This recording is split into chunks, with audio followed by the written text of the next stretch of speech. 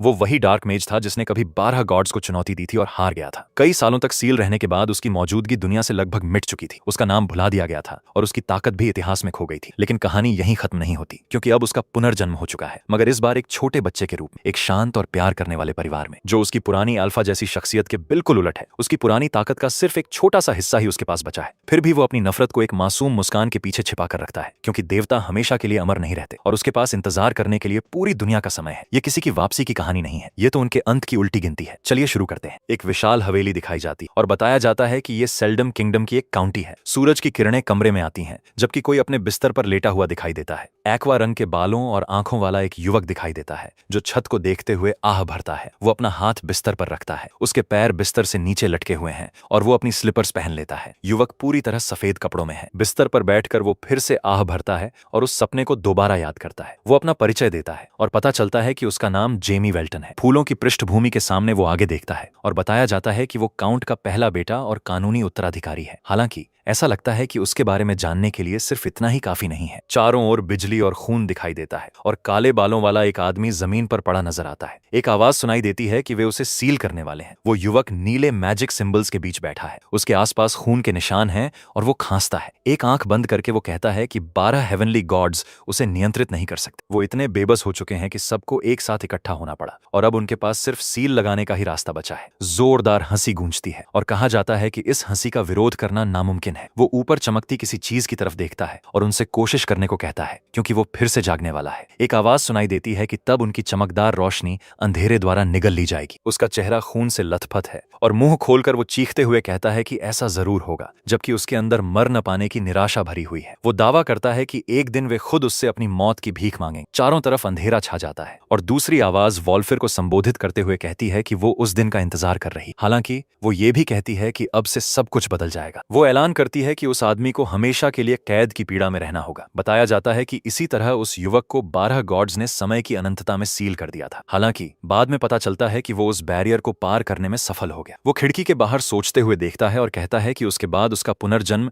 इस अरिस्टोक्रेट परिवार के पहले बेटे के रूप में हुआ। एक बच्चा अपने माता पिता की तरफ हाथ बढ़ाता हुआ दिखाई देता है और उसकी माँ खुशी से रो रही होती। उसके माता पिता खुश होते हैं कि जेमी ने अपनी आंखें खोल दी हैं और उसे बहुत सुंदर बताते हैं। परिवार का मुखिया कहता है कि आंखें खोलते ही बच्चा और भी ज्यादा अपनी माँ जैसा लगने लगा है और सोचता है कि उसकी आंखें इतनी चमकदार कैसे हैं। महिला हाथ जोड़कर खड़ी होती है और कहती है कि बच्चे के चेहरे के भाव बिल्कुल उसके पिता जैसे हैं और उसकी प्यारी आंखों को देखकर भावुक हो जाती है। उसी समय बच्चा खुद सोचता है कि वो आखिर कहाँ है, लेकिन वो इसे बोल नहीं सकता क्योंकि वो बहुत छोटा है और अभी बात करना नहीं जानता। उसके मुंह से लार निकलती है और वो सवालिया नजरों से अपने माता पिता को देखता है। वो सोचता है कि आखिर वो बोल क्यों नहीं पा रहा है। जेमी बताता है कि वो अरिस्टोक्रेट्स का बेटा बन गया और उसे अपने माता पिता का जरूरत से ज्यादा प्यार मिला। खुश माँ और पिता उसे गोद में उठाए हुए दिखाई देते हैं और कहते हैं कि बच्चा कितना स्वस्थ है, लेकिन खुद बच्चा इससे ज्यादा खुश नजर नहीं आता। वो बताता है कि उसने ऐसे ही 9 साल बिताए। एक मेड की पोशाक पहने महिला दौड़ती हुई दिखाई देती है और उसकी हील्स की आवाज गूंजती है। जेमी बस कहीं दूर सोचते हुए देखता है और आह भरता है। पता चलता है कि वो खिड़की के पास खड़ा है और बड़बड़ाते हुए कहता है कि एक और थका देने वाला दिन शुरू होने वाला है। चौड़ी मुस्कान वाली एक महिला युवा मालिक को आवाज देती। पता चलता है कि वो असल में उसकी नैनी है। युवक विनम्र मुस्कान के साथ उसे गुड मॉर्निंग कहता है। हाथ में कपड़े पकड़े नैनी कहती है कि जेमी आज काफी जल्दी उठ गया है और पूछती है कि वो क्या कर रहा था। इस पर जेमी जवाब देता है कि वो खूबसूरत सुबह के आसमान को देख रहा था। महिला खुश होकर कहती है कि युवा मालिक में तो सुंदरता को पहचानने की अच्छी समझ भी है। उधर जेमी हल्की असहज मुस्कान के साथ मुड़ जाता है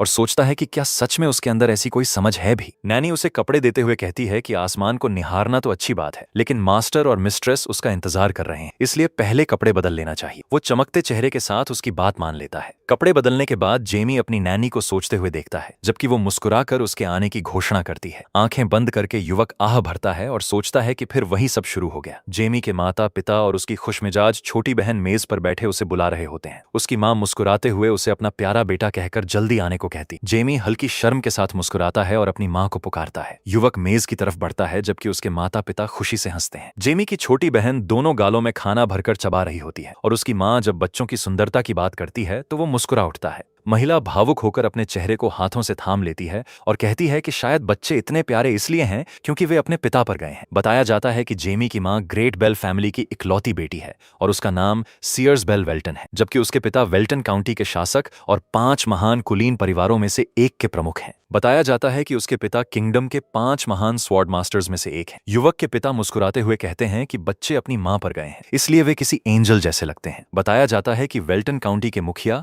और एक स्वॉर्ड मास्टर का नाम काउंट आर्जिनो वेल्टन है। युवक सोचता है कि उसके पिता अपनी पत्नी को जिस नजर से देखते हैं वो शायद कुछ ज्यादा ही है। उसके माता पिता प्यार से एक दूसरे को देखते हैं और महिला शर्म से लाल हो जाती है। जेमी मन ही मन कहता है कि उसके पिता परिवार के पीछे पागल एक बेवकूफ इंसान है। अचानक उसे अपनी बहन की याद आती। वो अपने भाई की तरफ कांटे में लगा हुआ खाने का एक टुकड़ा बढ़ाती और पता चलता है कि ये वेल्टन परिवार की दूसरी संतान और बेटी सारा वेल्टन है। युवक उसके दिए हुए खाने को खा लेता है। वो खुश होकर मुस्कुराती अपनी बहन के सिर पर हाथ फेरता है और उससे अपने भाई के साथ स्वादिष्ट खाना बांटने के लिए धन्यवाद करता है। सब लोग मुस्कुराती हुई सारा को खुशी से देखते हैं और परिवार का मुखिया कहता है कि यही उनकी प्यारी बेटी को सबसे ज्यादा पसंद है। इस पर युवक बस अपना चेहरा दूसरी तरफ घुमा लेता है और सोचता है कि वो बहुत थक चुका है और अकेला रहना चाहता है। बिस्तर के पास खड़ा होकर वो गहरी सांस छोड़ता है, फिर वो धप्प से बिस्तर पर गिर जाता है। जेमी तकिए में मुंह छिपाते हुए कहता है कि वो आज तक हर रोज मिलने वाले इन प्यार भरे संबोधनों का आदी नहीं बन पाया है। वो ज्यादा खुश नहीं दिखता और कहता है कि कम से कम अब वो थोड़ा बड़ा हो गया है, क्योंकि बचपन में तो वो इतनी बचकानी बातें करता था कि उसे मर जाने का मन करता था। युवक इस निष्कर्ष पर पहुंचता है कि सब कुछ होने के बावजूद उसे ये घर पसंद है। यहाँ उसे कई मौके मिलते हैं और काउंट की पर्सनल लाइब्रेरी तो उसे खास तौर पर पसंद है। जेमी के पास कुछ चूं चूं करने वाले जीव दिखाई देते हैं, जिनमें से एक जम्हाई लेता है। उधर युवक सोचता है कि फिलहाल उसका लेवल बेहद नीचे है। हालांकि उसे लगता है कि स्थिति पूरी तरह खराब भी नहीं। वो उन चूं चूं करने वाले जीवों में से एक पर हाथ रखता है और उसे सवालिया नजरों से देखता है। पता चलता है कि उसका पुनर्जन्म ही उसके लिए एक नया मौका बन गया है। एक हाथ किसी चीज को कसकर पकड़ता दिखाई देता है, जबकि उस पर काला तरल फैलने लगता है। युवक सोचता है कि वे 12 बेवकूफ गॉड्स अब भी मौजूद हैं। जेमी मुस्कुराते हुए उस काले तरल को देखता है जो उस जीव को दबाने के बाद उसकी हथेली में रह गया है और सोचता है कि ये गॉड्स उन बिलीवर्स के सहारे टिके हुए हैं जो खून चूसने वाले पैरासाइट्स जैसे हैं। पता चलता है कि इस युग में मैजिक भी ज्यादा विकसित नहीं। युवक के चेहरे पर जंगली मुस्कान उभरती है और उसकी हथेली से पीली आंख वाला एक काला ब्लॉब बन जाता है। वो सोचता है कि फिलहाल अपनी शक्तियों से वो बस इतना ही कर सकता है, लेकिन समय पूरी तरह उसके पक्ष में। उसके मन में विचार आता है कि उन 12 गॉड्स को अभी अपने सिंहासनों पर घमंड से बैठे रहने। जेमी अपने दांत भींचता है और मुट्ठी कस लेता है। मुस्कुराती हुई नैनी कमरे में झांक कर कहती है कि मिस्ट्रेस की फेरी टेल्स पढ़ने का समय हो गया है। जब महिला उसे दोबारा बुलाती है तो वो सिर झुकाकर चुपचाप खड़ा रहता है। फिर वो एक खूबसूरत राजकुमार जैसी मुस्कान बनाकर मुड़ता है और नैनी से कहता है कि जल्दी चलें, जबकि मन ही मन खुद को कोस रहा होता है। नैनी उसे जल्दी आने के लिए कहती हुई वहां से चली जाती है और जेमी गहरी सांस छोड़ते हुए सोचता है कि हर बार अच्छा बनने का नाटक करते करते उसका फिर से सील हो जाने का मन करता है। मुस्कुराती हुई उसकी मां नीले सोफा पर बैठी है और जेमी को जल्दी अपने पास आने के लिए कहती है ताकि वो सारा को खुश कर सके। युवक सोफा की तरफ बढ़ता है। वो विनम्र मुस्कान के साथ अपनी मां के पैरों के पास घुटनों के बल बैठ जाता है और पूछता है कि आज वो उन्हें कौन सी किताब पढ़कर सुनाने वाली हैं। जेमी की इस हरकत को देखकर मां और सारा दोनों हैरान रह जाती हैं, लेकिन अगले ही पल वे दोनों उसे दोनों तरफ से गले लगा लेती हैं और कहती हैं कि वो कितना प्यारा और मनमोहक है। एक किताब दिखाई जाती है और महिला बताती है कि आज वे आर्चमेज हैंस की लिखी हुई किताब पढ़ेंगे। वो अपने बेटे से पूछती है कि क्या उसे ये पसंद है। तीनों लोग सोफा पर बैठे हुए हैं। मां अपने हाथों में किताब पकड़कर कहानी पढ़ रही है, जबकि उसके दोनों बच्चे पहले ही सो चुके हैं। तभी ये पंक्ति सुनाई देती है कि हैंस हमेशा खुशी खुशी जीता रहा। महिला किताब को बंद कर देती। वो मुस्कुराते हुए पूछती है कि क्या बच्चों को आज की कहानी पसंद आई। युवक चौड़ी मुस्कान के साथ कहता है कि उसे ये कहानी बहुत पसंद आई और वो भी हैंस की तरह एक आर्चमेज बनना चाहता है। इस पर उसकी मां जवाब देती है कि उसका बेटा बहुत होशियार है, इसलिए वो जरूर एक महान वाइजर्ड बनेगा। जेमी असहज होकर ये बातें सुनता रहता है कि वो पहले ही 3 मैजिक टीचर्स से आगे निकल चुका है और मन ही मन सोचता है कि क्या ये कोई मजाक है, क्योंकि उन्हीं टीचर्स को बदलने की मांग उसने खुद की थी। उसकी मां उसके सिर पर प्यार से हाथ फेरती है। वो मुस्कुराते हुए बताती है कि इस बार उसके पिता किंगडम के सबसे बेहतरीन विजर्ड को बुलाकर लाए हैं। युवक अफसोस के साथ समझ जाता है कि ये कोई मजाक नहीं बल्कि सच है,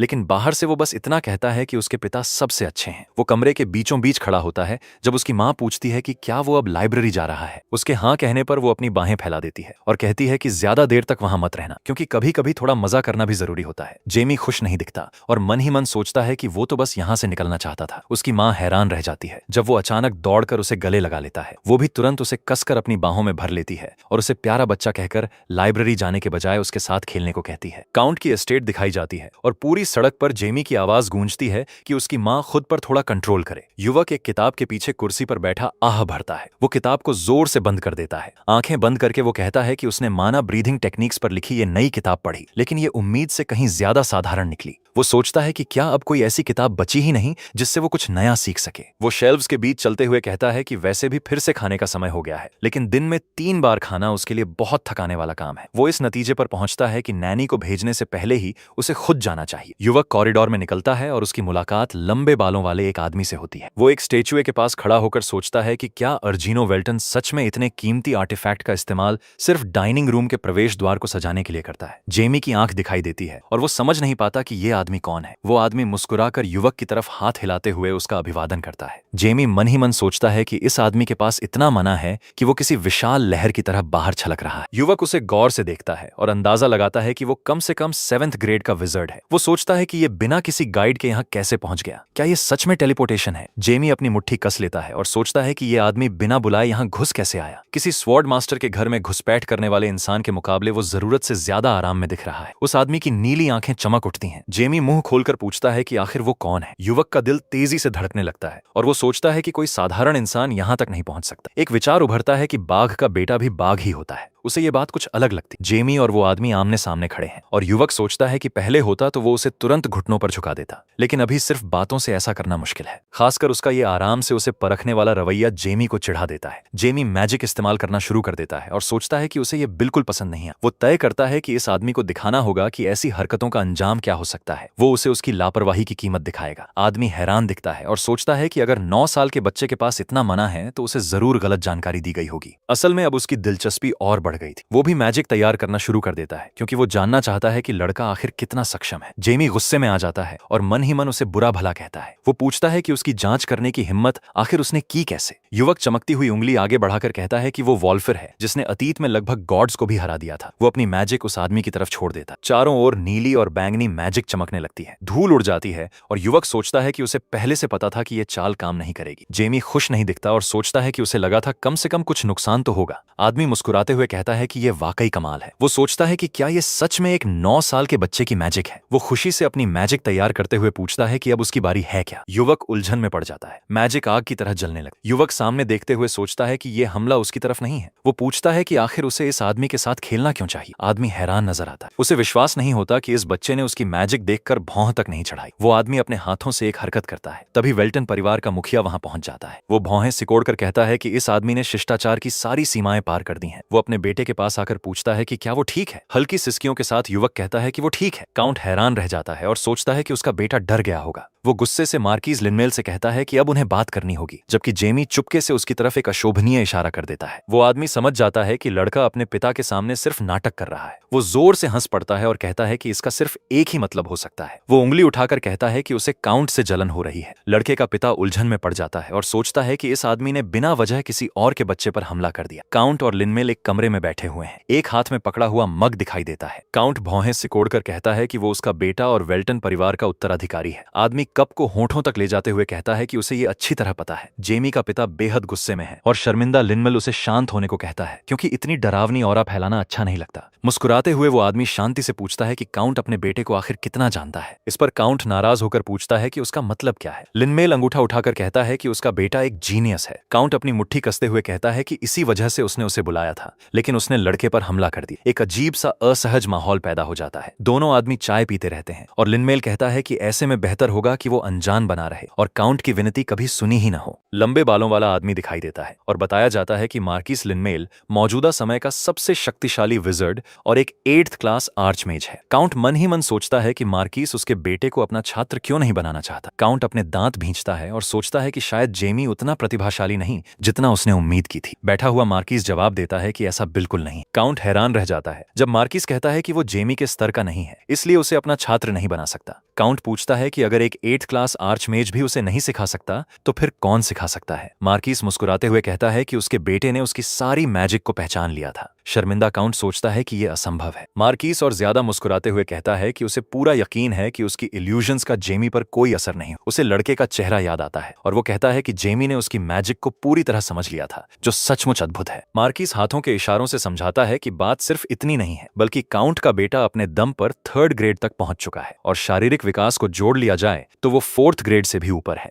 मार्किस की आंख दिखाई देती है और वो कहता है कि काउंट का बेटा एक मॉन्स्टर है और उसे किसी मेंटोर की जरूरत नहीं है। असल में उसे सिर्फ आर्थिक और मानसिक सहयोग की जरूरत है, तभी उसके पास खुद को और आगे बढ़ाने का मौका होगा। जेमी दिखाई देता है और मार्किस दावा करता है कि वो लेजेंड्स में बताए गए 9th ग्रेड विजर्ड तक बन सकता है। काउंट अपनी कुर्सी पर चुपचाप बैठा रहता है। वो अपनी मुट्ठी कस लेता है। वो स्तब्ध रह जाता है और सोचता है कि उसका बेटा एक लेजेंडरी 9th ग्रेड विजर्ड बन सकता है। मार्किस खड़ा होकर काउंट के बेटे पर हमला करने के लिए माफी मांगता है। वो सिर उठाकर कहता है कि जल्द ही पूरी दुनिया में बदलावों की एक बड़ी आंधी चलेगी। काउंट सिर झुकाए बैठा रहता है और सुनता है कि वो समय काफी दिलचस्प होगा। वो सोच में डूबा चुप बैठा रहता है। अचानक वो सिर उठा लेता है। एक गहरी सांस की आवाज सुनाई देती। रात के दृश्य में काउंट की एस्टेट दिखाई जाती है। जेमी दरवाजे से टिक कर सिर झुकाए खड़ा है। उसके चेहरे पर साफ तिरस्कार दिखाई देता है और उसे ये सब बेहद थकाऊ लगता है। पता चलता है कि उसकी मां को बूढ़े आदमी वाली घटना के बारे में पता चल गया था, जिसके बाद ये सब हुआ। वो आंसुओं से भरी आंखों के साथ अपने बेटे को गले लगाकर पूछती है कि क्या वो ठीक है और कहीं वो बहुत ज्यादा डर तो नहीं गया। वो ये भी कहती है कि उस बूढ़े आदमी को वो जरूर डांटेगी। युवक सोचता है कि उसकी मां कई घंटों से उससे चिपकी हुई है। वो अपना ब्रूच मेज पर रख देता है। उसके चेहरे पर राहत दिखाई देती है और वो सोचता है कि बहुत समय बाद उसे पहली बार किसी की शानदार मैजिक देखने को मिली। उसे मुस्कुराते हुए उस लड़के की याद आती। जेमी सोचता है कि लेजेंड्स के हिसाब से भी मार्किस का लेवल काफी ऊंचा है। मैजिक इस्तेमाल करते हुए काउंट फिर दिखाई देता है और उसका परिचय दोबारा दिया जाता है। युवक हाथ फैलाकर कहता है कि उसे पता था कि उसका पिता मजबूत है, लेकिन इतना ज्यादा मजबूत होगा ये नहीं सोचा था, और ये शरीर भी निश्चित रूप से उसी पर गया है। मुस्कुराता हुआ मार्किस उसके बिस्तर पर बैठा पूछता है कि उसे आखिर इतनी हंसी किस बात पर आ रही। जेमी डर कर तुरंत मुड़ जाता है। आदमी शांत भाव से कहता है कि वो इतना हंस रहा था कि कमरे में किसी के आने तक का उसे पता नहीं चला। काउंट की एस्टेट दिखाई जाती है और एक लड़के की चीख सुनाई देती। वो जमीन पर गिर जाता है और चिल्लाकर पूछता है कि मार्किस यहाँ क्या कर रहा है। मार्किस हंस पड़ता है और कहता है कि इस लड़के को चौंकाना कितना आसान है। युवक स्तब्ध रह जाता है और समझ नहीं पाता कि मार्किस उसके कमरे में कैसे आ गया। खड़ा होकर मार्किस कहता है कि वो टेलीपोर्टेशन के जरिए यहाँ आया है। डरा हुआ युवक जवाब देता है कि लगता है उसके पिता ने आखिर उसे मारा नहीं। वो मन ही मन सोचता है कि उसे पहले से पता था कि ये बूढ़ा आदमी साधारण नहीं है, लेकिन इतनी आसानी से टेलीपोर्टेशन इस्तेमाल करना वाकई हैरान करने वाला है। मार्किस मुस्कुराते हुए कहता है कि अपने पिता के सामने जेमी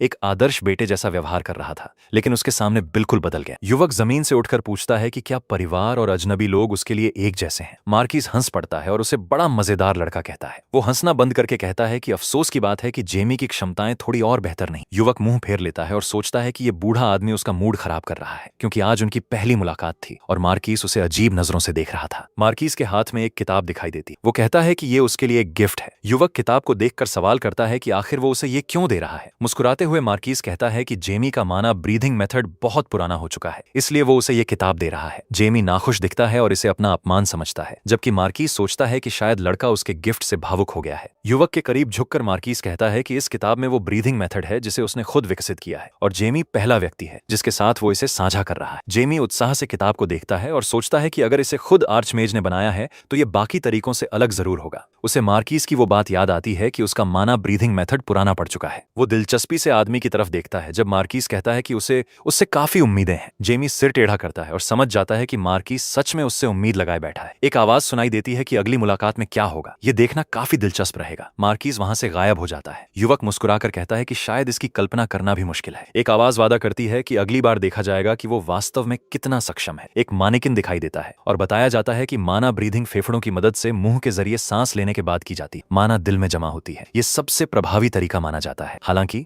इसकी सबसे बड़ी कमी इसकी सीमित कैपेसिटी है। युवक मार्किस द्वारा दी गई किताब को ध्यान से पढ़ता है और मानता है कि उसकी बातों के बाद उसे सच में जिज्ञासा हो गई है कि उसने आखिर ऐसा क्या शानदार आविष्कार किया है। जेमी पूरी तरह इस किताब में डूबा हुआ दिखाई देता है और इसे बड़े ध्यान से पढ़ रहा होता है। वो किताब बंद कर देता है और सोचता है कि इस अवस्था में प्रवेश करने वाली बाधा को पार करना आसान नहीं है। वो मानता है कि उसे माना पार्टिकल्स का एहसास ठीक से नहीं होता। पता चलता है कि माना पार्टिकल्स को उनके आकार के अनुसार बांटना भी पड़ता है ताकि कुछ पार्टिकल्स त्वचा के जरिए एब्जॉर्ब किए जा सकें। युवक धप्प से बिस्तर पर बैठ जाता है और समझ जाता है कि इसके लिए बेहद सख्त आत्मनियंत्रण की जरूरत होगी। उसकी काली आंखें चमकती हैं और वो सोचता है कि आखिर कितने लोग ऐसा कर सकते हैं। वो कहता है कि माना ब्रीथिंग का पुराना तरीका सीखना ही लगभग असंभव था और अब उसे इसकी 2 नई कमियां भी पता चल गई हैं। जेमी मुस्कुराता है और याद करता है कि वो वॉल्फिर है। वो खुशी से मुस्कुराते हुए बिस्तर से उठ खड़ा होता है। वो कहता है कि उस बूढ़े आदमी ने सच में उसे कुछ काम की चीजें सिखाई हैं। पैर झुलाते हुए वो इस नतीजे पर पहुंचता है कि उसे धीरे धीरे इस शरीर में महारत हासिल करनी होगी। अचानक युवक उंगलियां चटकाता है और कहता है कि सबसे पहले उसे किसी की मदद चाहिए होगी। वही चूं चूं करने वाला जीव फिर दिखाई देता है। वो किताब के अंदर झांकता है। उसे देखते हुए जेमी कहता है कि अब से वे मना साझा करें। वो जीव अपनी एकमात्र आंख बंद कर लेता है। फिर अचानक वो आंख दोबारा खोल देता है। वो उड़ जाता है और जेमी पर जादुई पॉलन गिराने लगता है। पता चलता है कि मार्कीज के मना ब्रीथिंग मेथड में एक कमी है। युवक मानता है कि ये कमी मना को उन पार्टिकल्स में बांटने की प्रक्रिया है जिन्हें त्वचा के जरिए एब्जॉर्ब किया जा सकता है। वो मुस्कुराकर कहता है कि किसी भी चीज की एक सीमा होती है जिसके आगे बढ़ना मुश्किल हो जाता है। वही चूं चूं करने वाला जीव फिर दिखाई देता है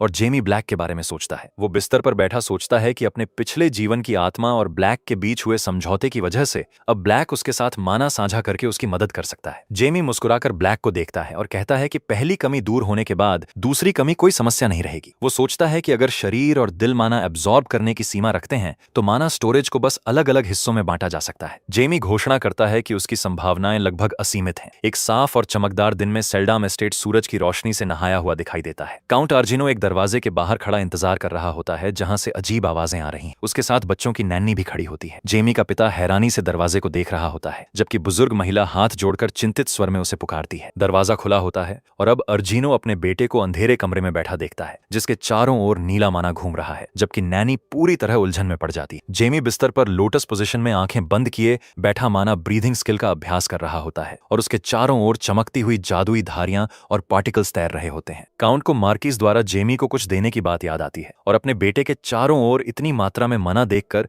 उसके माथे पर पसीना आ जाता है। वो अपने प्यारे और हमेशा मुस्कुराते बेटे को याद करता है और उसकी प्रतिभा पर हैरान रह जाता है। अब अर्जिनो खुले दरवाजे पर खड़ी बुजुर्ग महिला से कहता है कि आज जेमी को परेशान न किया जाए और अगर वो बाहर निकले तो उसके लिए किसी सर्वेंट को तैनात कर दिया जाए। इस पर महिला कहती है कि चिंता की कोई बात नहीं क्योंकि वो खुद उसकी देखभाल करेगी। काउंट मुड़कर वहां से चलने लगता है। वहीं नैनी फिर से हाथ जोड़कर युवा मालिक के भविष्य को लेकर चिंता जताने लगती है। लंबे काले बूट्स पहने हुए पैर कॉरिडोर में बिछे कालीन पर चलते दिखाई देते हैं। अपने बेटे के कमरे से निकलने के बाद अर्जिनो सोचता है कि उसका बेटा सचमुच एक प्रतिभाशाली मैजिशियन है। उसे लगता है कि ये प्रतिभा जेमी को उसकी मां से विरासत में मिली हो। लंबे बालों वाला काउंट आंखें बंद करके संतुष्टि से मुस्कुराता है और मान लेता है कि जेमी पहले ही 9th ग्रेड मैजिक के स्तर तक पहुंच चुका है। स्तंभों वाली हवेली के ऊपर बादल तैर रहे हैं और हवा में जादुई पार्टिकल्स चमक रहे हैं। जेमी अब भी अपने कमरे में आंखें बंद किए माना की चमक के बीच बैठा हुआ है। अचानक जेमी अपनी आंखें खोल देता है और सीधे सामने देखने लगता है। उसके गंभीर चेहरे पर चौड़ी मुस्कान फैल जाती है और वो खुशी से मुट्ठी बांधकर खड़ा हो जाता है। चिल्लाते हुए कहता है कि आखिरकार वो माना को मूव और पार्टिकल्स में डिवाइड करने में सफल हो गया है। खड़े खड़े आंखें बंद करके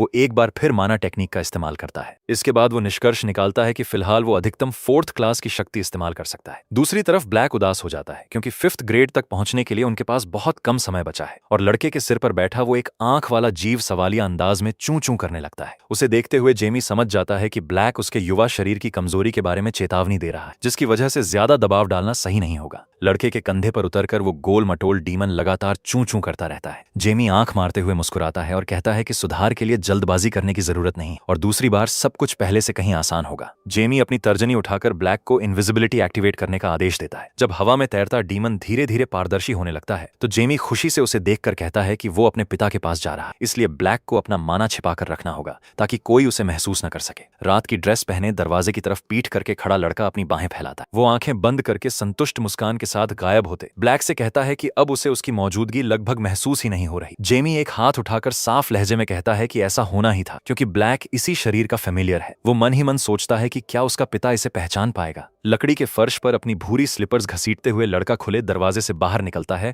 और कमरे से बाहर जाने लगता है। इसी दौरान जेमी हवेली के कॉरिडोर में नपे तुले कदमों से आगे बढ़ रहा होता है जबकि ब्लैक उसके साथ होता है और उसके पीछे फर्श पर एक लंबी बेआकार छाया फैली हुई होती। दृश्य हॉल में पहुंचता है जहां काउंट आर्जेनो कुर्सी पर बैठा एक मुस्कुराते और विनम्र मेहमान का स्वागत कर रहा होता है जो सोफा पर बैठकर हाथ जोड़कर सिर झुकाते हुए अभिवादन करता है। वो मेहमान काले बालों वाला एक आदमी होता है जो मुस्कुराकर कहता है कि उसे हैस क्षेत्र में धार्मिक विश्वासों की कम लोकप्रियता के बारे में पता है और जेनिथ धर्म को मंजूरी देने के लिए काउंट का गहरा आभार व्यक्त करता है। ये सुनकर अर्जिनो उत्साहित हो जाता है और मानता है कि उसे लगता है कि यह नया धर्म वहां के निवासियों के लिए फायदेमंद होगा। उसका सामने बैठा व्यक्ति भौहें उठाकर और होंठों के किनारे नीचे करते हुए अपनी उलझन जाहिर करता है और एक सवाल पूछता है। अर्जिनो संतुष्ट मुस्कान के साथ कहता है कि वो हमेशा अपने लोगों के लिए सबसे अच्छा चाहता है और अब उसे उम्मीद है कि जेनिथ धर्म को लेकर उसका फैसला सही साबित होगा। उसकी ये बात सुनकर मेहमान समझ जाते हैं कि काउंट ने अपनी बातों में हायरार्की की सीमा साफ कर दी है। काले बालों वाला आदमी काउंट की बात सुनते हुए भौहें सिकोड़ लेता है और पसीना बहाने लगता है, क्योंकि वो सही समझ जाता है कि ये चेतावनी थी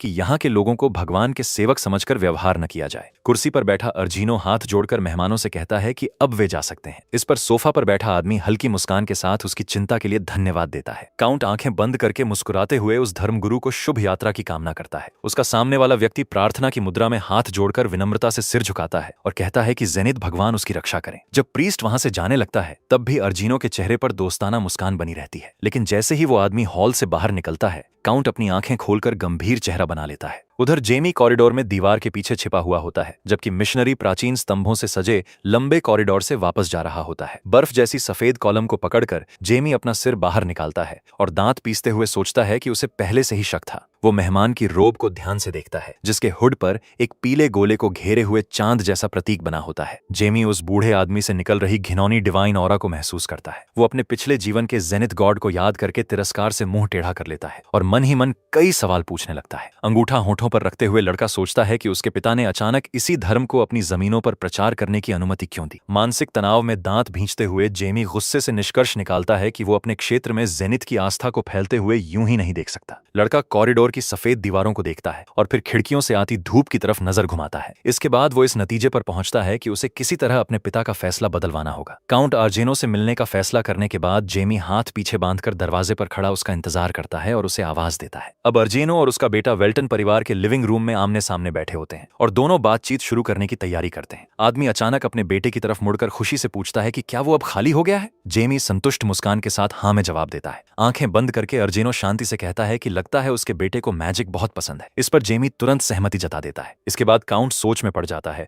और फर्श की तरफ देखते हुए कुछ देर तक चुप रहता है। जेमी एक सवाल पूछकर बातचीत को आगे बढ़ाने का फैसला करता है। जिज्ञासा से अपने पिता को देखते हुए वो मुस्कुराता है। हाथों को कसकर आर्म रेस्ट पर टिकाए अर्जिनो कहता है कि उसे उम्मीद थी जेमी एक साधारण लड़के की तरह बड़ा होगा। फिर वो दोबारा अपनी बात जारी रखता है। काउंट अपने बेटे को ध्यान से देखता है, जबकि उसके चेहरे पर एक्वा रंग की एक लट आ गिरती है। वो निष्कर्ष निकालता है कि जेमी की क्षमताएं सचमुच असाधारण है। आदमी आंखें बंद करके भौहें उठाता है और सोचता है कि एक जीनियस की जिंदगी कितनी मुश्किल होती है। उसके मन में एक दृश्य उभरता है जिसमें लोगों की भीड़ उसके छोटे बेटे को घेर कर उसका मजाक उड़ा रही है और उसे बर्बाद करने के लिए तैयार खड़ी है। जिसके बाद अर्जिनो सोचने लगा कि क्या इतना बड़ा जीनियस जेमी के लिए सही भी है। शुरुआत में अर्जिनो का हाथ आराम से आर्मरेस्ट पर टिका हुआ था। एक पल बाद ही उसकी उंगलियां कुर्सी को कसकर पकड़ चुकी थी। अपने बेटे को उम्मीद भरी नजरों से देखते हुए काउंट बोला कि अगर जेमी जादू सीखना छोड़ना चाहे तो वो कभी भी छोड़ सकता है, क्योंकि उसका पिता हमेशा उसका साथ देगा। अपने पिता की बात सुनकर जेमी हल्के से हंसता है और उसे चिंता न करने के लिए कहता है, क्योंकि वो अपनी मैजिकल ट्रेनिंग छोड़ने वाला नहीं है। अर्जिनो ने मुट्ठी भींच ली और पूरी कोशिश की कि उसके चेहरे पर लापरवाही और खुशी दिखाई दे, ताकि उसके बेटे का उत्साह बना रहे। जब जेमी हैरानी से आंखें गोल किए बैठा था तब काउंट ने एक्स-रे विजन का इस्तेमाल करके उसके शरीर में मना के बहाव को देखना शुरू किया और सोचा कि क्या सच में ये एक 9 साल के बच्चे की मैजिकल एनर्जी है। वो चिंता भरी नजरों से जेमी को देखता है और सोचता है कि लड़का इस समय लगातार मना एब्जॉर्ब कर रहा है। अचानक अर्जेनो की आंखें फैल जाती हैं, क्योंकि उसे झटका लगता है कि वो अपने बेटे के पूरे शरीर से माना महसूस कर पा रहा है और वो याद करने की कोशिश करता है कि क्या माना दिल के अलावा कहीं और भी जमा हो सकता है। उलझन भरी नजरों से जेमी को देखते हुए काउंट पूछता है कि क्या उसने मार्किस ऑफ लिनमेल द्वारा कल लाई गई किताब को सच में मास्टर कर लिया है। जेमी खुशी से बोल उठता है कि हाँ, और मन ही मन सोचता है कि उसने तो अपनी सारी कमियां भी दूर कर ली। मार्किस ने क्या कर दिया था ये सोचकर अर्जिनो डर जाता है। उसकी आंखें फैल जाती और उसके गाल पर ठंडे पसीने की एक बूंद बहने लगती। वो आर्म रेस्ट का सहारा लेकर थोड़ा आगे उठता है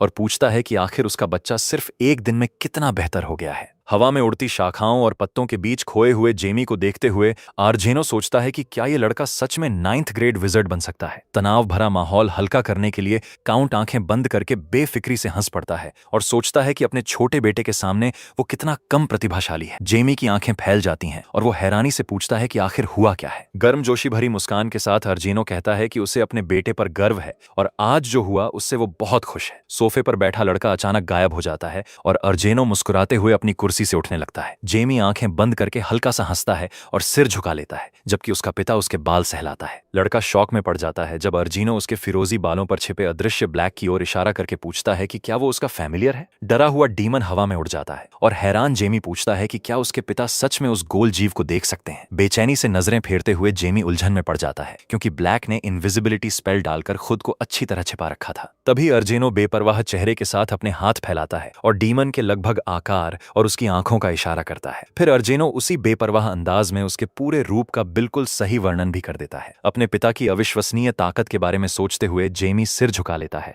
और मान लेता है कि उसने डर की वजह से उन्हें कुछ नहीं बताया था। जेमी शौक में जम जाता है जब उसका पिता खुशी भरी आवाजों के साथ उसे कसकर गले लगा लेता है। कुछ समय बाद जेमी अपने बेडरूम के दरवाजे के पास चुपचाप झुककर खड़ा था। वो दरवाजे पर हाथ टिकाकर थके हुए चेहरे से सोचता है कि अपने वर्तमान परिवार के जरूरत से ज्यादा प्यार से वो कितना परेशान हो चुका है। बाहर रात हो चुकी थी, हवेली की कई खिड़कियों में रोशनी जल रही थी और लालटेन से रोशन सड़क पर लोग चल रहे थे। जेमी अपने रोब का हुड सिर पर खींचता है, बगल की ओर देखता है और अपने फैमिलियर को बुलाता है। कमरा नीली बिजली जैसी चमक से भर जाता है और उदास लड़के के सिर के ऊपर विशाल आकार वाला ब्लैक प्रकट हो जाता है। सख्त चेहरे के साथ जेमी कहता है कि उन्हें पता लगाना होगा कि मिशनरीज उसके इलाके में क्यों आए हैं, और फिर वो ब्लैक को जाने का आदेश देता है। एक पल बाद रोब में छिपा जेमी डेमोनिक विंग्स के सहारे रात के शहर के ऊपर उड़ रहा था। एक अंधेरी गली में बक्सों पर बैठे दो आदमी गालियां देते हुए अपने नेता की बातों पर चर्चा कर रहे थे। उनमें से फिलिप नाम का आदमी, जो एक राइवल क्रिमिनल ऑर्गेनाइजेशन का मिड लेवल लीडर था, हाथ जोड़कर और आंखें बंद करके चिंता भरे स्वर में पूछता है कि आखिर वो किस मुसीबत में फंस गए हैं। दूसरा आदमी जैंस, जिसकी आंख पर निशान था, गुस्से में कहता है कि उनका संगठन प्रमुख अपने फायदे के लिए आधे अधीनस्थों की भी बलि दे देगा। वो लगातार गुस्से में चाइल्ड ट्रैफिकिंग के खिलाफ बोलता रहता है और कहता है कि ये हैस के बाकी सभी अपराधों से भी आगे की बात है। ध्यान से सुनने के बाद फिलिप हल्का सा सिर झुकाकर उम्मीद जताता है कि अगर किस्मत अच्छी रही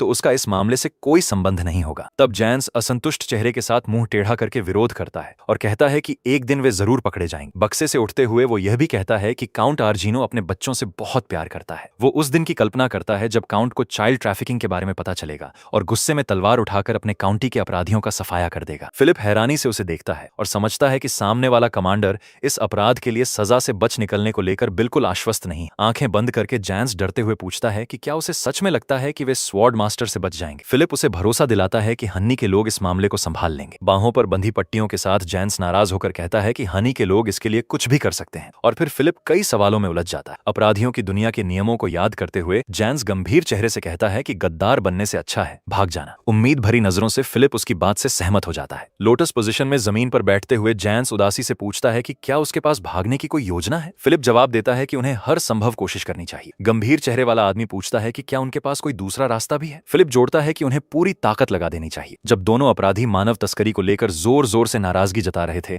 तब जेमी कोने से उनकी बातें सुन रहा था। छिपा हुआ लड़का शौक भरी नजरों से उनकी सारी बातें सुनता रहा। अचानक दोनों आदमी एक साथ इधर उधर देखने लगते हैं और गुस्से से मुंह बिचकाते हुए उस युवा जासूस की दिशा में नजर डालते हैं। दोनों अचानक खड़े हो जाते हैं और जॉन्स जोर से पूछता है कि सामने कौन है। वहीं रोब में छिपा जेमी शातिर नजरों से पूछता है कि क्या अपराधी चाहते हैं कि वो अपनी पहचान बता दे। ये सोचकर कि जासूस खुद को उजागर नहीं करना चाहता, जॉन्स गुस्से में अपनी मुट्ठी भींच लेता। वो हाथ घुमाकर लड़के पर वार करता है और चाहता है कि उसकी मौत हो जाए। फिलिप भी उसका साथ देता है और तलवार निकालकर उस अनजान व्यक्ति को भौंकने का फैसला करता है। दोनों आदमी एक साथ जेमी पर हमला कर देते हैं। अचानक वे उलझन में रुक जाते हैं और इधर उधर देखने लगते हैं, क्योंकि वो समझ नहीं पाते कि लड़का कहां गायब हो गया। अगले ही पल उनके चेहरों पर डर जम जाता है और ठंडा पसीना निकल आता है जब एक आवाज उन्हें कमजोर कहकर पूरी बातचीत सुन लेने का इशारा करती है। चकित जॉन्स और फिलिप की आंखें फैल जाती हैं जब काली एनर्जी के गुच्छे से हवा में दो पैर प्रकट होते हैं। शातिर मुस्कान के साथ जेमी अपनी तर्जनी उनकी ओर बढ़ाता है, जिससे बिजली की चिंगारियां निकल रही थी, और उनसे सब कुछ विस्तार से बताने को कहता है। बैंगनी बिजली सीधे जॉन्स और फिलिप पर गिरती है और उन्हें लकवाग्रस्त कर देती। कुछ समय बाद रोब में छिपा जेमी एक लकड़ी के बक्से पर बैठा था, जबकि दोनों अपराधी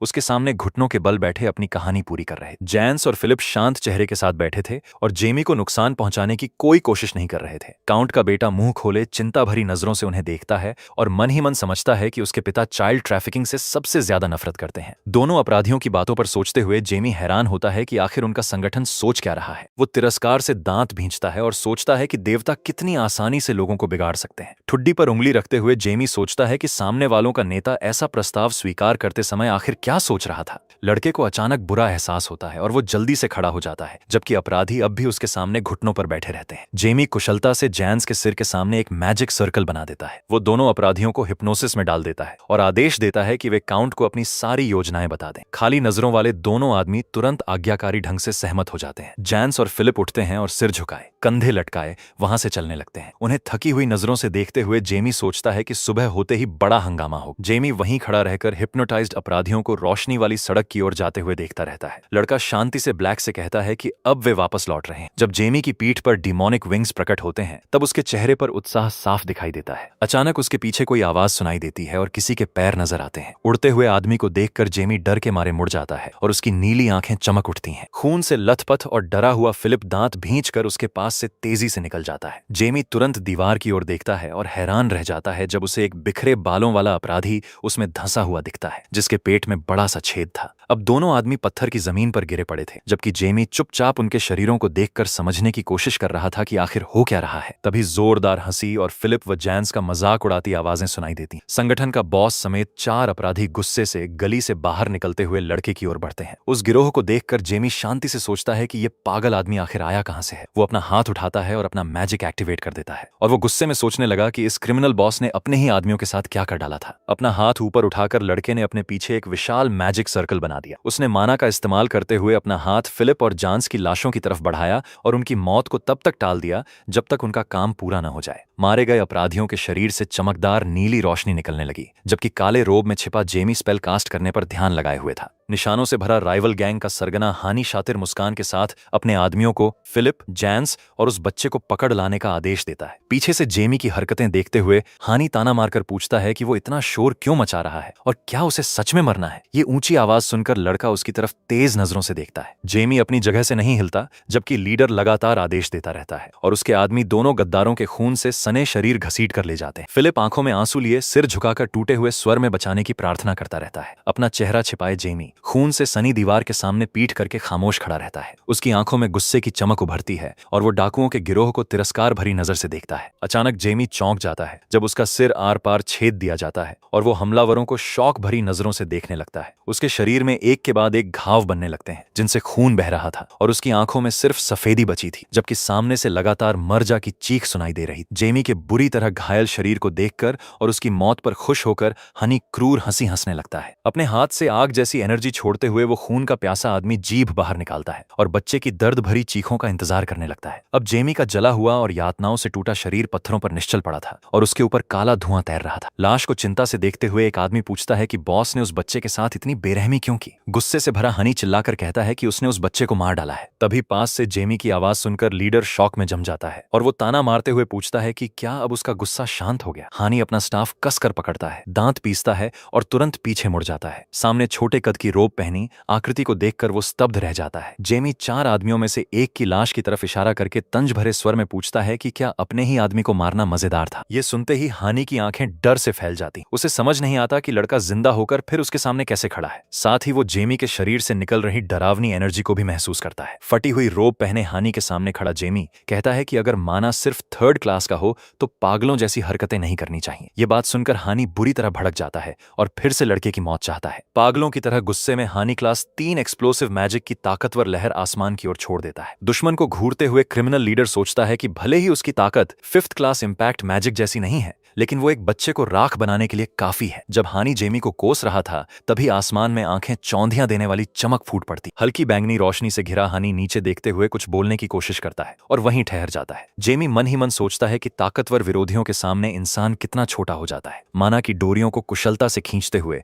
और ब्रेन वॉश्ड आदमी को कठपुतली की तरह नियंत्रित करते हुए जेमी शातिर मुस्कान बिखेरता है। अगले ही पल अपनी इच्छा खो चुका क्रिमिनल लीडर घुटनों पर गिर पड़ता है। हानी का शरीर उसकी बात माने बिना भारी दबाव में सीधे पत्थरों पर जा गिरता है। एक तरफ खड़ा जेमी डरावनी काली एनर्जी बिखेर रहा था, जबकि बाकी अपराधी शौक में देख रहे थे कि एक छोटा लड़का उनके बॉस को कितनी आसानी से हरा रहा है। तीनों आदमी डर के मारे उसे मॉन्स्टर कहने लगते हैं और भागने का फैसला करते हैं, लेकिन उनके शरीर हिल ही नहीं पाते। जेमी हाथ हिलाकर उसे ऊपर उठाता है और अपराधियों से कहता है कि खुद को बस बदकिस्मत समझो। जब बैंगनी आभा छोड़ती काली एनर्जी उनमें से एक आदमी की तरफ बढ़ती है तो उसकी आंखें डर से फैल जाती। वो भयभीत होकर देखता है कि माना धीरे धीरे उसके पूरे शरीर को ढक रही है। जेमी अचानक अचानक अपनी मुट्ठी भींचता है और डिस्ट्रक्शन एक्टिवेट कर देता है, जिसके साथ ही दिल दहला देने वाली चीख गूंज उठती है। शिकारी जैसी मुस्कान लिए जेमी हाथ बढ़ाकर उस अपराधी को तड़प तड़प कर मरते हुए देखता है जो काली एनर्जी में लिपटा चीख रहा था। उसका काम खत्म होने के बाद जेमी हनी के पास पहुंचता है और उसकी परछाई उस लंबे बालों वाले साडिस्ट पर पड़ती है। जेमी उसके भूरे बालों की एक लट पकड़कर जोर से खींचता है और हनी अजीब आवाजें निकालने लगता है क्योंकि वो विरोध नहीं कर सकता था। उसका सिर ऊपर उठाते हुए जेमी शातिर मुस्कान के साथ उसके निशानों भरे चेहरे को देखता है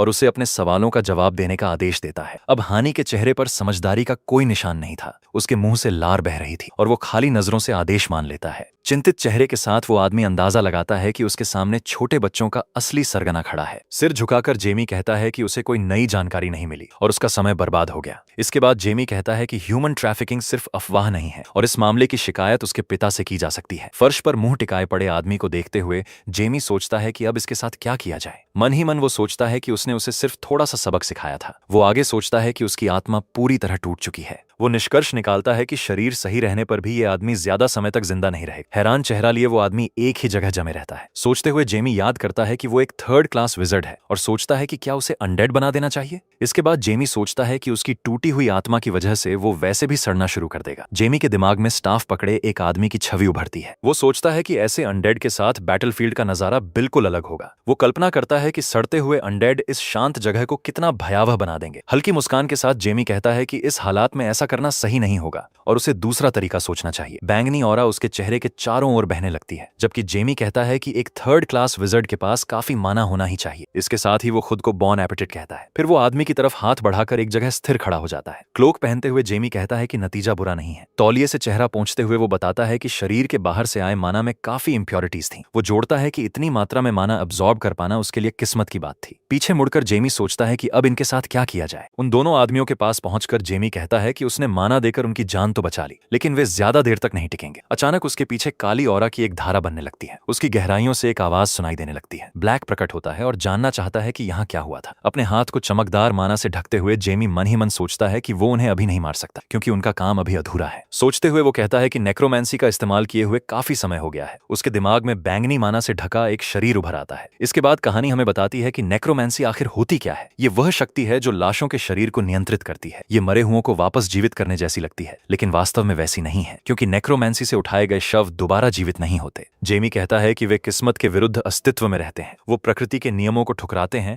और डिवाइन प्लान के भी खिलाफ खड़े होते हैं। पास खड़े लोगों की तरफ देखते हुए जेमी ऐलान करता है कि अनडेड दरअसल चलती फिरती लाशें हैं और अब से ये उसके वफादार सबऑर्डिनेट्स होंगे। अपना सिर उठाकर जेमी उन्हें मौत के खिलाफ जीने के लिए पुकारता है। तैर रहे ब्लैक की तरफ मुड़कर जेमी उससे मदद मांगता है। लोगों के ऊपर मंडराते हुए ब्लैक उन्हें माना की एक किरण से भेद देता है। ध्यान केंद्रित करके जेमी शुरुआत का ऐलान करता है और लोगों से अपनी पुरानी जिंदगी छोड़कर विद्रोह करने को कहता है। फिलिप के चेहरे की नसें फूलने लगती हैं। अपने दांत दिखाते हुए जेमी कहता है कि फिलिप अभी भी जिंदगी से चिपका हुआ है। लोगों की तरफ मुड़कर जेमी ऐलान करता है कि उनके लिए एक अमर शरीर इंतजार कर रहा है। जान्स की आंख से आंसू बहता देखकर वो उनसे मौत के असर से मुक्त होने को कहता है। फिलिप की आंख से खून रिसने लगता है। ऊंची आवाज में उन्हें सिनर्स कहते हुए जेमी आदेश देता है कि वे उसके पास आएं। खाली जगह में घूरते हुए फिलिप चीखने लगता है। जान्स के मुंह से लार टपकने लगती है। अपने पंख फड़फड़ाते हुए ब्लैक अपने ही विचारों में खो जाता है। जेमी के शरीर के आसपास डार्क एनर्जी की लहरें दिखाई देने लगती हैं। घुटनों के बल बैठकर वे लोग कहते हैं कि वे उसके आदेश का पालन कर रहे हैं। चिंतित चेहरे के साथ जेमी सोचता है कि कहीं उससे कोई गलती तो नहीं हो गई। हैरान खड़े लोगों को देखते हुए जेमी समझ नहीं पाता कि उनसे काला धुआं क्यों निकलने लगा है और उसे लगता है कि शायद वो कुछ भूल गया है। सिर हिलाते हुए ब्लैक चींची करने लगता है। नाराज होकर जेमी पूछता है कि ब्लैक इतना शोर क्यों मचा रहा है और उसे उस पर शक करने की हिम्मत न करने को कहता है। ब्लैक को पकड़कर जेमी कहता है कि उसने सब कुछ बिल्कुल सही किया है और उसे चिंता न करने को बोलता है। ब्लैक के शरीर को खींचते हुए जेमी कहता है कि उससे कुछ छूट रहा है और उसे लगता है कि शायद वो उसे संभाल नहीं पाएगा क्योंकि ऐसा नजारा देखना अच्छा नहीं लगता। हैरान ब्लैक को देखते हुए जेमी कहता है कि वो अपनी पुरानी प्रतिष्ठा से चिपका नहीं रहेगा क्योंकि ये थोड़ा निराशाजनक है। फिर लोगों की तरफ देखते हुए जेमी कहता है कि अगर वो उनका इस्तेमाल नहीं कर सकता तो उन्हें खत्म कर देना ही बेहतर होगा और वो अपनी ठोड़ी पर हाथ रख लेता है। जेमी कहता है कि अगर उनसे काला धुआं निकलता रहा तो वे जेनिथ की चर्च तो दूर किसी इन में भी नहीं जा पाएंगे। नाराज होकर ब्लैक अपना सिर इधर उधर घुमाने लगता है और फिर जेमी के चेहरे पर काट लेता है। गुस्से में जेमी पूछता है कि उसकी इतनी हिम्मत कैसे हुई कि वो उसके गाल पर काट ले। जान्स के सिर पर उतरकर ब्लैक नीचे की तरफ देखने लगता है। अपने पंख फैलाकर वो काले धुएं को ध्यान से देखने लगता है। उत्साहित चेहरे के साथ जेमी ब्लैक की स्किल देखकर हैरान रह जाता है। ब्लैक अपनी आंखें बंद कर लेता है। अकल्पनीय ताकत के साथ वो लड़कों के शरीरों को घेरे हुए काले धुएं की तरफ फूंक मारता है। पास खड़े लोगों को देखते हुए जेमी कहता है कि अब वो उनका इस्तेमाल कर सकता है। कुछ आवाजें सुनकर जेमी पीछे मुड़ता है। उसकी नजर बेहद थके हुए ब्लैक पर पड़ती है। उसके सिर पर हाथ फेरते हुए जेमी कहता है कि उसने बहुत अच्छा काम किया है। मुस्कुराते हुए वो कहता है कि अब उन्हें नाम देने और इंटेलिजेंस देने का समय आ गया है। इसके बाद वो लोगों को जागने का आदेश देता है। आंखें बंद किए हुए जैंस को देखते हुए जेमी कहता है कि अब उसका नाम जैंस है। उसके बगल में खड़े फिलिप को देखते हुए जेमी कहता है कि अब उसका नाम फिलिप है। हल्की मुस्कान के साथ जेमी उन्हें जागने का आदेश देता है। अचानक आंखें खोलकर दोनों खालीपन में देखने लगते हैं। फिर जेमी अपना हाथ नीचे कर लेता है। अपनी मुट्ठी पर झुककर फिलिप एक ही जगह स्थिर हो जाता है। जान्स का चेहरा उलझन से भरा हुआ दिखाई देता है। नीचे देखते हुए जेमी सोचता है कि दोनों अभी भ्रमित हैं और उन्हें होश में आने के लिए थोड़ा समय चाहिए। जान्स अपने हाथ जोड़कर अपने ही विचारों में खो जाता है। सिर उठाकर जान्स पूछता है कि क्या जेमी ने उसे बनाया है। सिर हिलाकर जेमी कहता है कि हाँ, ऐसा ही है। डरे हुए मन से जैंस सोचता है कि जेमी आखिर है कौन, क्योंकि वो 9 साल से बड़ा भी नहीं लगता। फिर भी उससे इतनी भयानक और शक्तिशाली एनर्जी क्यों महसूस हो रही। डार्क माना की धाराओं से घिरे जेमी के शरीर को देखते हुए जैंस सोचता रहता है कि वो किसी बचपन की किताब से निकले हुए जीव जैसा लगता है, मानो बुराई खुद उसके सामने खड़ी हो, और ऐसी चीज इस दुनिया में नहीं होनी चाहिए। डर से भरा हुआ जैंस सोचता है कि यह बेहद घिनौना है। मुस्कुराते हुए जेमी पूछता है कि सब ठीक है या नहीं। मुड़ते हुए जेमी सोचता है कि शायद जैंस की नजर में वो डीमन किंग जैसा दिख रहा है। खाली जगह में घूरता हुआ फिलिप अपने विचारों में खो जाता है और फिर अचानक अपनी मुट्ठी जमीन पर मार देता है। चीखते हुए फिलिप कहता है कि उसे नहीं पता जेमी डीमन किंग है या नहीं, लेकिन इतना तय है कि वो इंसान बिल्कुल नहीं लगता। सोचते हुए अपना हाथ उठाकर जेमी कहता है कि उसे एक बात जानने की जिज्ञासा है, क्योंकि सबॉर्डिनेट्स अपने मास्टर को ऐसी नजरों से नहीं देखते। आगे उंगली दिखाते हुए वो सोचता है कि ये उसकी ही गलती है। सोचते हुए जेमी कहता है कि वो इस बात को ऐसे ही नहीं छोड़ने वाला। फिर वो अचानक अपनी उंगली नीचे कर देता है। अकल्पनीय ताकत के साथ फिलिप का सिर जमीन पर जा टकराता है। जमीन पर पड़े हुए वो खांसने की कोशिश करता है। नफरत भरी नजर के साथ जेमी कहता है कि वो सिर्फ इस बार उसे माफ कर रहा है, लेकिन अगर उसने दोबारा उसे ऐसी नजरों से देखा तो वो उसे दुनिया से मिटा देगा। डरा हुआ फिलिप कहता है कि वो समझ गया है। अपने पास बैठे जान्स को देखते हुए जेमी कहता है कि उसे भी यह बात याद रखनी चाहिए। एक दूसरे को देखते हुए दोनों एक जगह स्थिर हो जाते हैं। अपने मन में जेमी सोचता है कि अब उसे समझ आ गया है कि एनस्लेव्ड सोल्स कैसे होते हैं, क्योंकि चाहे वे चाहें या नहीं, जब तक कॉन्ट्रैक्ट कायम है उनकी जिंदगी उसके अधीन है। इसके बाद जेमी कहता है कि यही डार्क मैजिक है। जो कुछ उसने देखा उससे उसका चेहरा हैरानी से भर जाता है। तौलिए से अपना चेहरा पोंछते हुए जेमी कहता है कि इसके बावजूद वो डीमन किंग नहीं है। हैरान जान्स सोचता है कि फिर जेमी आखिर है कौन। अपने सिर से हुड हटाकर जेमी ऐलान करता है कि वो एक डार्क मैजिशियन है। अपने विचार जारी रखते हुए वो कहता है कि उसका लक्ष्य गॉड्स को मारना है और आज तक वो अपने इरादे से पीछे नहीं हटा है।